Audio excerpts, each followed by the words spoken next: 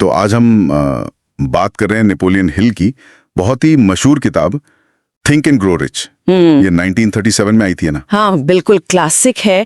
और कमाल की बात यह है कि ये उनके करीब 20 साल के रिसर्च पर आधारित है। हाँ, मैंने भी पढ़ा रिव्यूज में कि उन्होंने एडिसन, फोर्ड, कार्नेगी जैसे 500 से ज्यादा कामयाब लोगों से बात की थी इसके लिए। जी हाँ, और इसीलिए शायद ये किताब पर्सनल डेवलपमेंट, सेल्फ हेल्प की दुनिया में एक तरह से फाउंडेशन मानी जाती है। दुनिया भर में करोड़ों कॉपीज बिकी हैं इसकी। सही कहा। इसका जो मेन आइडिया है वो ये ही लगता है कि सही सोच और कुछ खास प्रिंसिपल्स अपनाकर कोई भी सक्सेसफुल हो सकता है, पैसा कमा सकता है। बिल्कुल, पर ये सिर्फ पैसे तक ही सीमित नहीं है एक्चुअली।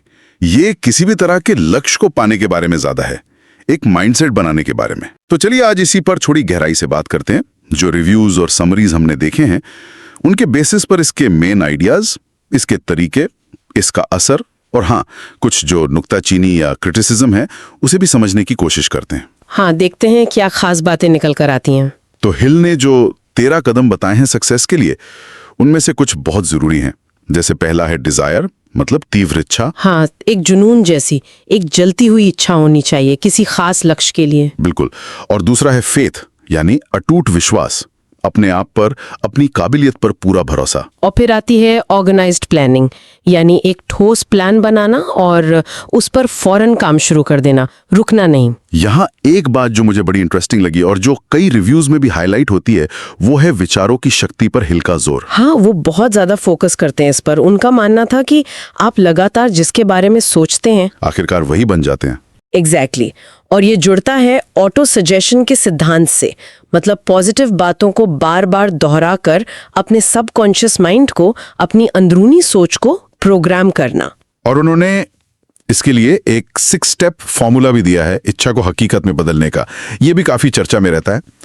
पहला है कि साफ साफ तय करो कि चाहिए क्या। हाँ, एकदम क्लियर गोल। दूसरा, ये तय करना कि बदले में आप क्या देंगे, मतलब क्या त्याग करेंगे, कितनी मेहनत करेंगे। तीसरा, एक डेडलाइन, एक तय तारीख सेट करना। चौथा, एक क्लियर प्लान बनाना और तुरंत एक्शन लेना। पांचवा स्टेप है कि ये सब कुछ, गोल, कीमत, डेडलाइन, प्लान, लिख लेना। और छठा, शायद सबसे अहम, कि उस लिखे हुए स्टेटमेंट को रोज 2 बार जोर से पढ़ना। और सिर्फ पढ़ना नहीं, बल्कि महसूस करना, विजुअलाइज करना कि वो लक्ष्य हासिल हो चुका है। ये सुनने में तो सीधा लगता है, पर सवाल उठता है कि क्या ये वाकई काम करता है, सिर्फ सोचने और दोहराने से? यही तो बात है।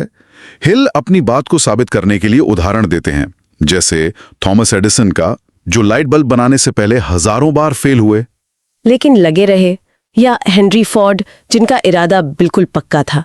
ये दिखाता है कि परसिस्टेंस, यानी लगे रहना, और एक क्लियर विजन कितना जरूरी है। हाँ, ये उदाहरण काफी पावरफुल हैं और इस किताब का असर तो खैर हम जानते ही हैं। टोनी रॉबिन्स, ओपरा विनफ्रे जैसे कितने ही बड़े नाम हैं जो कहते हैं कि उन्हें इससे प्रेरणा मिली। बिल्कुल। ये सिर्फ फाइनेंशियल सक्सेस की बात नहीं करती, ये किसी भी बड़े गोल को अचीव करने का एक मेंटल फ्रेमवर्क देती है। लेकिन इसकी कुछ आलोचनाएं भी हैं, जैसा कि कुछ रिव्यूज में मेंशन किया गया है।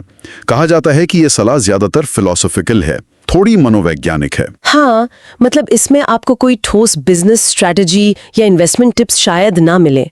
ये मेनली माइंडसेट पर फोकस करती है। और ये भी कि आज के हिसाब से शायद कुछ उदाहरण या भाषा थोड़ी पुरानी लग सकती है पढ़ने वालों को। ये मुमकिन है क्योंकि किताब काफी पुरानी है। तो कुल मिलाकर अगर हम इन सभी स्रोतों को देखें तो निचोड़ यही निकलता है कि थिंक एंड ग्रो रिच आज भी उन लोगों के लिए एक अहम किताब है जो पर्सनल ग्रोथ या अपना कुछ शुरू करने में इंटरेस्ट रखते हैं। हाँ, इसका जो कोर मैसेज है कि सफलता की शुरुआत होती है एक तीव्र इच्छा, अटूट विश्वास और लगातार एक्शन से, वो आज भी बहुत लोगों को रेलेवेंट लगता है। सही। और यहीं से एक सोचने वाली बात निकलती है।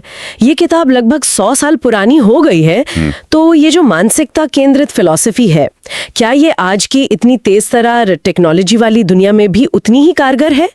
अच्छा सवाल है। क्या सिर्फ सोचने की शक्ति आज भी कामयाबी और समृद्धि का रास्ता दिखा सकती है, या फिर आज के दौर में सक्सेस का फॉर्मूला बदल गया है? इस पे जरूर सोचा जा सकता है।